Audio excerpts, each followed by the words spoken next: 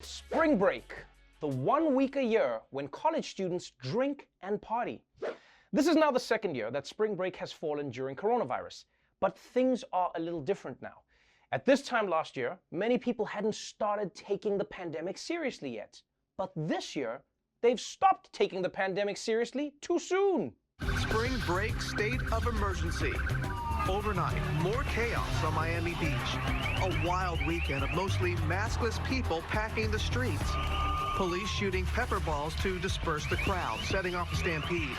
More than 1,000 people arrested there since the start of spring break. Maskless crowds descended into the entertainment district over the weekend, dancing on cars, drinking in the streets, defying an 8 p.m. curfew issued Saturday. Tourists have been packing this popular spring break destination since February, back when Florida's Governor Ron DeSantis declared the state a, quote, oasis of freedom from coronavirus restrictions. Governor Ron DeSantis making it a free state, no mask. We can come and have some fun. One guy dressed as the Joker climbed on top of a car with an American flag, tossed dollar bills, and declared COVID's over. COVID's over, man! COVID's over, baby! Yeah! Oh, wow. The new Snyder Cut is weird as hell. But let's be clear here. COVID is not over, all right? Some random dude can't declare the end of the pandemic by dressing up like the Joker and making it rain. It's not a thing.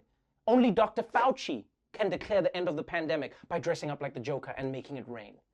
And look, you can't totally blame the maskless partying on college students. I mean, this is what's going to happen after Florida's governor called the state a, quote, freedom oasis.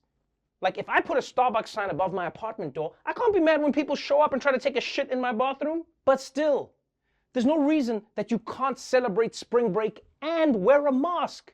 It can even be part of the fun. I mean, just think about how sexy a wet mask contest could be, I mean, we haven't seen mouths in a year. What's under there? And if we've learned anything from Miami, this is just a preview of how much everyone is going to let loose once the pandemic is truly over.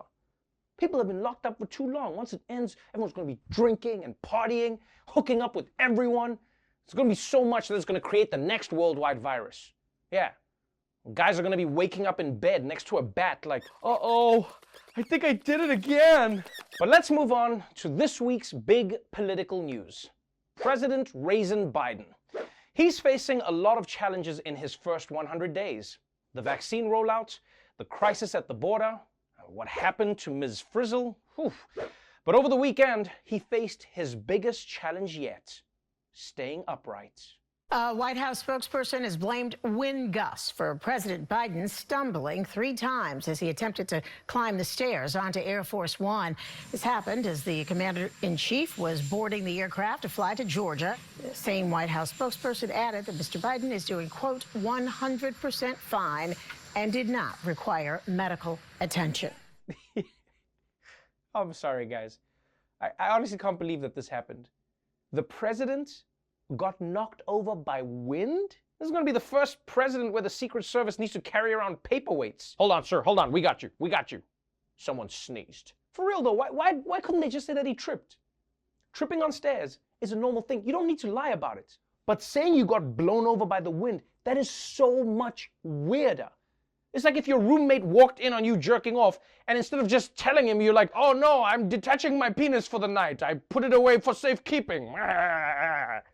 And by the way, people, it's not like this just happened to Joe Biden, all right? It happens all the time. Biden tripped, Obama tripped, Mike Pence tripped, and the reason isn't because they're old. The reason is because they were running up and down stairs. You shouldn't do that. That would never happen in Africa. I mean, mostly because our presidents fly commercial and they gotta wait for their boarding group to be called. But you get what I mean. The point is, we don't think about it because we use stairs so much, right? No one thinks about it, but stairs are basically an obstacle course. You take one wrong step and you're gonna eat shit. And that's one thing that my man Trump understood. You love him or hate him, but you gotta treat stairs with respect. He understood that. You walk up slowly. You hold the banister and you swear to God that if he lets you survive this, you'll never walk upstairs ever again.